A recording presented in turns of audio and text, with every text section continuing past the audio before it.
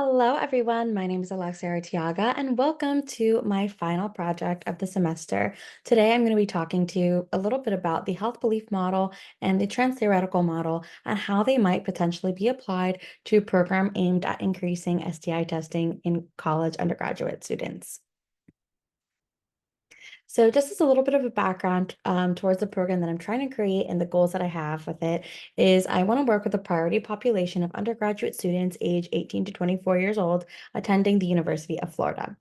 My main health intervention goals of the program is to increase STI screenings via education about the importance of testing and prevention efforts, as well as raising awareness and decreasing stigma um, regarding STI resources on campus so that students are more likely to use them. And the final desired health outcome is to increase STI screening rates in the University of Florida undergraduate population by 25% within 2 years of the program implementation. So first off, let's talk a little bit about what exactly STIs are. So chlamydia is actually the most common STI in the United States, and there are a few types of bacterial STIs that can be treated by antibiotics. And this includes syphilis, gonorrhea, chlamydia, and trichomoniasis. There are also a few viral STIs that cannot be treated, or they can be, their symptoms can be treated, but they will never go away. They're uncurable and they are viral. And that consists of hepatitis B, herpes simplex virus, both 1 and 2, HIV, and HPV. And it's important to note that STIs can affect both men and women. And they can be spread through oral, anal, or vaginal sex. And the only way to reduce the risk of contracting or transmitting an STI is through the use of barrier protection, such as condoms and dental dams. A common misconception, birth control does not protect you from STIs. It only protects you from pregnancies. So you must be using a condom every time you have sex in order to be protected. And females are biologically at an increased risk for contracting an STI due to the fact that the vaginal walls are thinner, therefore making it easier for this bacteria to penetrate. So why is this issue especially so important for this 18 to 24-year-old age bracket?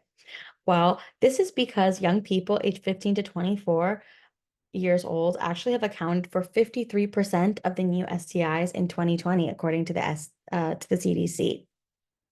Almost two-thirds, about 61% of all cases reported in 2022 were between the ages of 15 and 24 years old. And according to Johnson and Jackson in 2021, by the age of 25, 1 in 2 people will likely have contracted an STI within their lifetime. And this is despite the fact that Americans ages 15 to 24 make up just 27% of the sexually active population.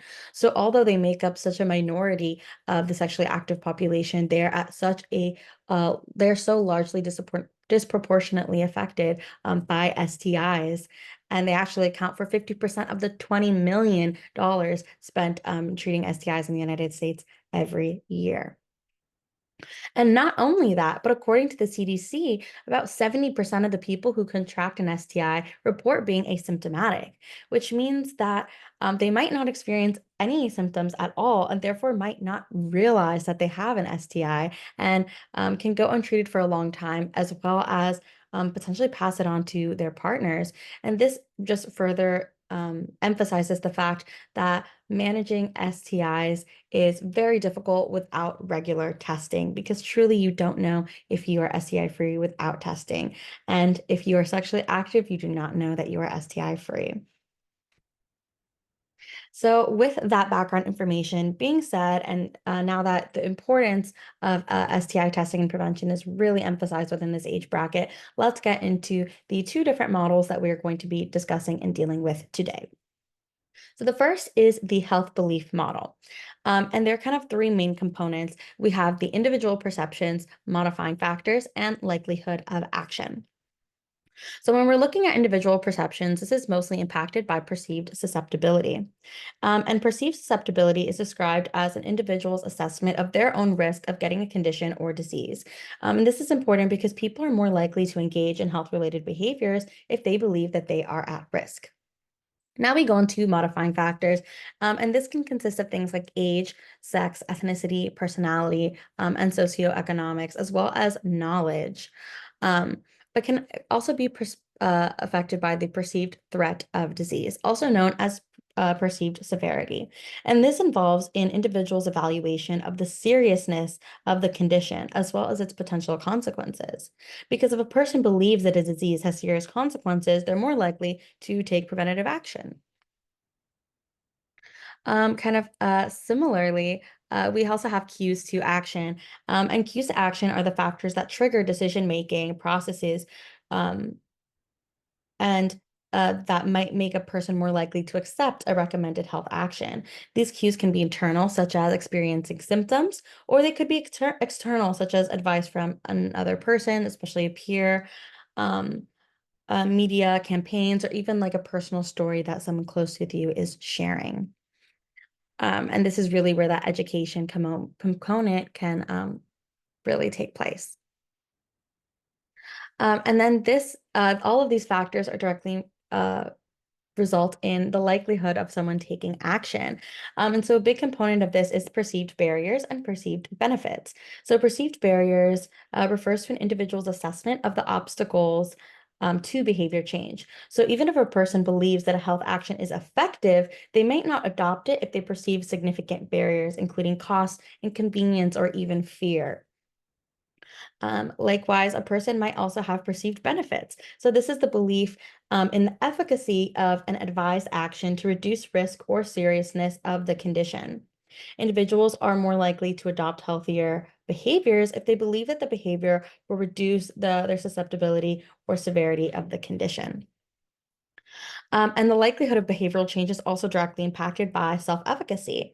And this was added to the model a little bit later, but it is really important because it refers to the level of a person's confidence in their ability to successfully perform a behavior. And having high self-efficacy can increase the likelihood of behavior change and make somebody more likely to take action. So now we're going to move on to the trans-theoretical model. And this more so describes the stages that individuals will go through when they are altering a behavior. So let's take a look at this little diagram over here. The first kind of stage of change is pre-contemplation. So the pre-contemplation stage is when individuals are not yet considering change, and they might even be unaware that their behavior is problematic. Next, we have the contemplation stage, where individuals recognize that their behavior may be problematic, and they might start to consider the pros and cons of changing this behavior. Next, we have preparation or determination, which is when individuals intend to take action soon, and they might begin to make small steps in changing this behavior. The next is this action stage, and that is when individuals are actively going to modify their behavior and their surroundings to overcome their problem. Next, we have the maintenance phase, and this is when individuals are sustaining their behavior change over time and are working actively to prevent relapse. And lastly, we have the termination stage, which is included in some models and not in others, but it's essentially when the new behavior is fully integrated into the individual's lifestyle and there's no risk of relapse. And speaking of relapse, relapse is defined as when individuals return to their old behaviors and they must re-engage in the process of change. And so because of that, a person can actually enter and exit this kind of cycle at any time. So it's very dynamic in that way. They also identify 10 main processes of change that show how the individuals progress through the stages and what might make them progress through. As well as we have two more main concepts of decisional balance and self-efficacy. Decisional balance essentially is just talking about weighing the pros and cons of changing behavior. And self-efficacy, similar to health belief model, describes your confidence. And now that we have good standing of both of the models that we're working with today, let's jump right into the articles. And this first article deals with the health belief model. This is some data analyzed from the baseline assessment of a larger longitudinal intervention study. And the measures for this analysis included STI testing, demographics, alcohol use, alcohol-related sexual cognitions, and sexual behaviors. This was a national sample of 817 young adults ages 18 to 20, with the majority attending university. And we have a pretty nice representation in terms of ethnicity and race here. And the study found that women are more likely to be tested for chlamydia and gonorrhea as opposed to men. It also shows that persons who are worried about an STI after a sexual encounter and who engaged in casual sex were more than 2 times as likely to be tested for chlamydia, gonorrhea, and HIV. Similarly, persons who used more non-condom related protective behavioral strategies were also more likely to be tested. And these components can sort of serve as potential intervention points when promoting STI testing among young adults. So we want to focus on alcohol use, perceived vulnerability, protective behavioral strategies, and sexual behavior as those main intervention points.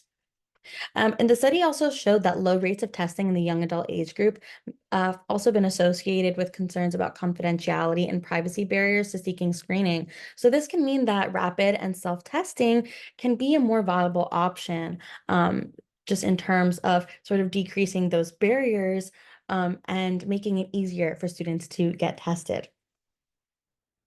The next study that we're looking at also deals with the health belief model. And this is a descriptive study that used a cross-sectional survey to assess health beliefs, health literacy, and health promoting behaviors among female medical students. And it was actually consisted of 300 female medical students. And this study found that self-efficacy and health literacy were significant predictors of engaging in preventative behaviors, such as STI screening. Higher health literacy and stronger beliefs in personal susceptibility to STIs led to increased screening behaviors. Perceived severity and perceived benefits were also positively associated with health promoting behaviors. So the study overall recommended that enhancing health literacy and addressing specific health beliefs related to susceptibility and severity in educational programs can help to promote STI screening and other preventative behaviors among students. This next model also deals with the health belief model, and it is a cross-sectional study that used a structured questionnaire to assess students' beliefs, perceived barriers, and behaviors related to HIV prevention and screening. And it consisted of 500 university-age students, 18 to 24 years old, with a good 50-50 almost female and male split with slightly larger female sample size. And the study found that perceived susceptibility, perceived severity, and perceived benefits significantly influence students' decisions to undergo HIV screening. Key barriers that kind of made them less likely to get tested included stigma, lack of confidentiality, and fear of positive test results. Many students reported also that awkward feeling of asking their partner to use a condom during sexual intercourse felt like an insult. So I thought this is really interesting because it shows that not only do we need to address that stigma and the perceived barriers of confidentiality, but we also need to address directly education in terms of partner communication, and how to properly communicate with your partner regarding STIs, testing, and prevention efforts in a way that is more comfortable and not so awkward. And that also even goes back to reducing that stigma. So overall, the study recommended targeted interventions to reduce stigma and increase confidentiality in HIV screening programs. And it also suggested incorporating education on the importance of early detection and treatment to overcome barriers, especially because we know that we can experience health consequences such as infertility or pelvic inflammatory disease if you go untreated for a very long time. So overall, increasing awareness among the student community can help to decrease stigma and make them more likely to utilize on-campus resources. Now, this study I thought was interesting because it kind of uses a multiple um, logic models that I felt like kind of combined the trans-theoretical model and health belief model. And participants completed a self-administered survey so that researchers could identify variables that were associated with increasing stages of readiness to receive routine chlamydia screenings. It was 150 male and 150 female participants between the ages of 16 and 24 years old, and they're from Massachusetts. And the study found that males were skewed toward contemplation and pre-contemplation stage, while females were skewed towards preparation and action. And the study found that the variables that predicted stages of readiness could be fallen into two categories of modifiable and non-modifiable risk factors. And for male students, their modifiable risk factors included perceived likelihood of having a chlamydia infection. So having that perceived vulnerability could help them move from pre-contemplation to contemplation stage, as well as using the lack of condom use as a risk factor. Danger of untreated infection and ease of obtaining tests can also help to move them from pre-contemplation to contemplation stage. And for females, increasing the female's perception that their partner could bring an infection either from before or during their relationship can help move them from preparation to action stage. And reducing females' perception of social consequences due to testing can help move them from contemplation to preparation. Whereas non-modifiable variables just mostly was unwillingness to get tested, especially feeling that it was invasive, or an unwillingness to go to the testing locations. So overall, these variables can be targeted by interventions to help to increase young people's readiness to engage in routine chlamydia screening.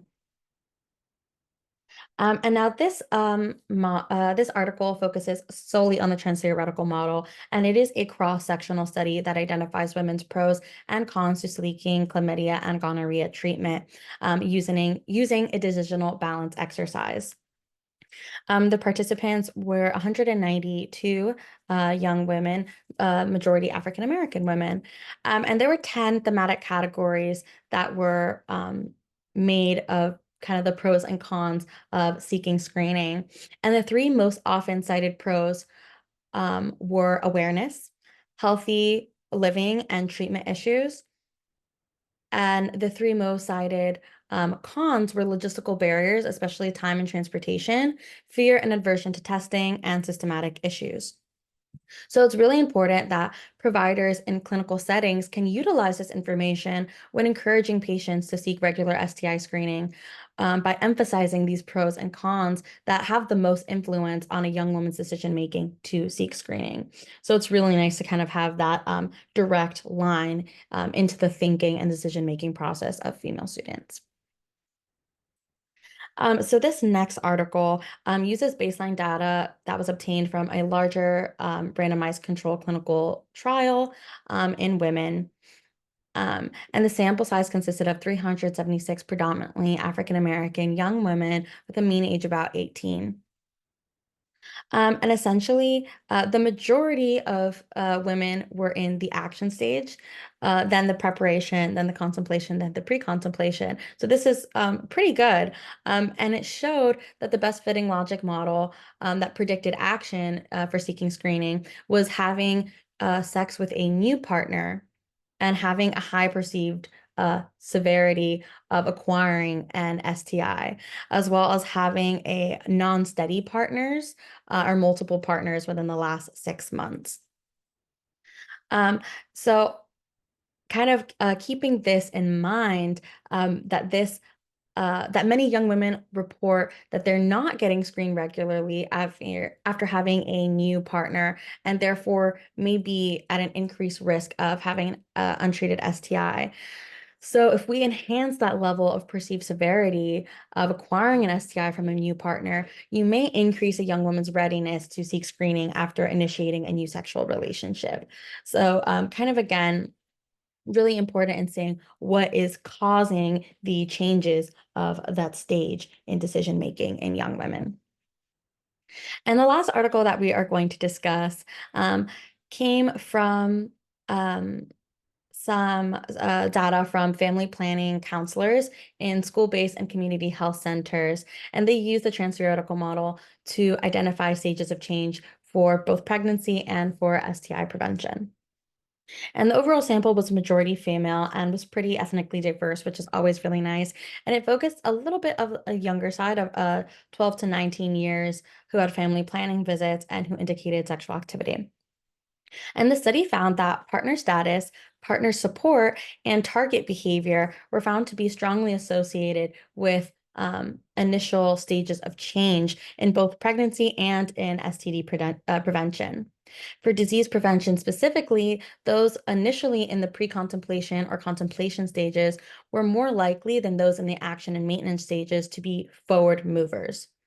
And adolescence and preparation stages specifically might need some more skill building in order to really enact that behavioral change.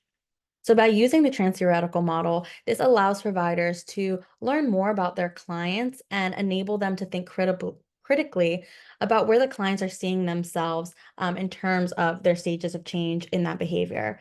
And that way, the providers can more appropriately provide an individualized consultation that also leads to them being more engaged and more impactful overall. So with all of that being said, let's kind of look and synthesize our findings. So we saw that the health belief model focuses on individual beliefs influencing health behaviors. So it's looking at why individuals decide to act, whereas the trans-theoretical model focuses on stages of change that the individuals go through when modifying a behavior and how those individuals progress through the stages of change.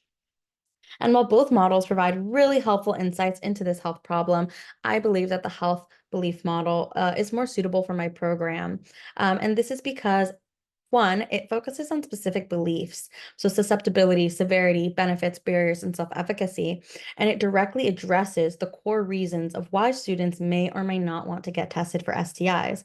And by targeting these beliefs, you can create focused educational interventions that resonate with students' existing perceptions. Also, it's inclusion of cues to actions, which are practical triggers that can prompt immediate health behaviors. And for my program, this can translate into campaigns, reminders, and educational materials that encourage students to get tested, as well as directly modifiable constructs. So constructs such as perceived barriers and benefits are directly modifiable through education programs. And for all of these reasons, I think it is a more powerful tool for designing the specific program that I have in mind of um, increasing STI screening. And I just think it more specifically addresses those beliefs and concerns that students might have. So with that, let's take a little look at what this program implementation might look like. So I have sort of four main steps for this program. One would be to develop educational materials and workshops. Two would be to launch a campus-wide awareness campaign. Three would be to partner with campus health services to provide discreet and convenient testing. What I have specifically in mind is collaborating with the Get Tested Yourself or GYT clinic located in the Student Healthcare Center. And that's a collaboration between University of Florida and Alachua County to do you can do a $15 test that does not have to go through your insurance, so it is more discreet. It's convenient because it's on campus, and you don't have to worry about that fear, especially about high cost, because it's very affordable and don't have to worry about fear of having to go through insurance and potentially having your parental guardians kind of finding out. And you can get tested for chlamydia, gonorrhea, syphilis, and HIV through that testing center. And then step four would be to monitor and evaluate the program's effectiveness in increasing STI rates. So the main kind of objective in terms of targeting perceived susceptibility would be to increase the belief among female students that they are at risk of contracting an STI. And you can do this by educating about the complications of untreated STIs, using visual aids and real-life case studies and presentations on educational materials, as well as including information about the emotional and social impacts of STIs. Next, for perceived severity, I want to um, increase, enhance understanding of the serious health consequences of an untreated STI. And I can even do this by providing statistics of especially related to college-age individuals and STI infection rates, sharing personal stories and testimonials, and even conducting anonymous surveys to really highlight this susceptibility and severity. And the next, for perceived benefits, I want to convince students of the benefits of regular STI testing. And I can do this by highlighting the benefits of early detection and treatment and preventing severe health issues, explaining how regular screenings can provide peace of mind and overall lead to better health, and even giving testimonials from other students. Next, for perceived barriers, just reducing perceived barriers to getting screened by STIs by providing information on the simplicity and confidentiality of the screening process, and also ensuring convenient and low cost screening options with multiple locations and times and that are on campus to just really help reduce that barrier, as well as addressing stigma by normalizing conversations around sexual health and screenings. Next, for cue to action, I would provide triggers that prompt students to get screened by using posters, flyers, and social media campaigns to remind students the importance of testing, as well as organizing in-person events and collaborating with student organizations such as Gatorwell to help send reminders through the university and kind of provide those cues to actions that will prompt students to remember these resources and get screened. And lastly, self-efficacy will have the objective of increasing students' confidence in their ability to get screened and maintain their sexual health. For providing detailed instructions and support on how to access screening services, offering workshops and seminars on sexual health and self-care, and overall just creating a supportive environment where students feel comfortable discussing and seeking help for their sexual health. And I think by applying the health belief model, I can really create an effective and wide-reaching and sustained program at the University of Florida to lower STI rates and to increase screening. And just sort of as an example of what some of this promotional material might look like, I provided a link to my YouTube video that I created for a project during my undergraduate degree showing step-by-step the screening process at the UF Get Tested Yourself GYT clinic in the Student Healthcare Center. It's a 5-minute video, really quick and really specifically targeted in messaging towards this target population to just really highlight the ease and the simplicity and to encourage students to get tested. Hey everyone, my name's Alexa. Sorry, so feel free to watch at your own leisure. And now, to make sure that you are paying attention to this presentation, I have a quick post-test that I would like for you to pause your screen and fill out and see how many questions you get right and how well you have been listening to this presentation and see what you learned. So pause your screen now, because in a moment, I will show you the correct results. Okay, how did you do? Did you pay attention? Give yourself a big pat on the back because I'm sure that you did. And I hope that this presentation today really allowed you to learn a lot about the health belief model as well as the trans-theoretical model, and more importantly, about the significance of STI testing and prevention, especially in the college student population. And now before I go, I want to send you off with some helpful tools. If you scan the QR code on the left, you can insert your zip code and it'll show you local testing centers near you so you can find where to get tested. And on the right is going to show you my full reference list that I used to create this presentation today. And here, again, just one more look at all my references in APA format. And with that, thank you so much for your time and attention. And please remember that if you're engaging in any type of sexual activity, it is important to use protection, be safe, and get tested. Bye-bye.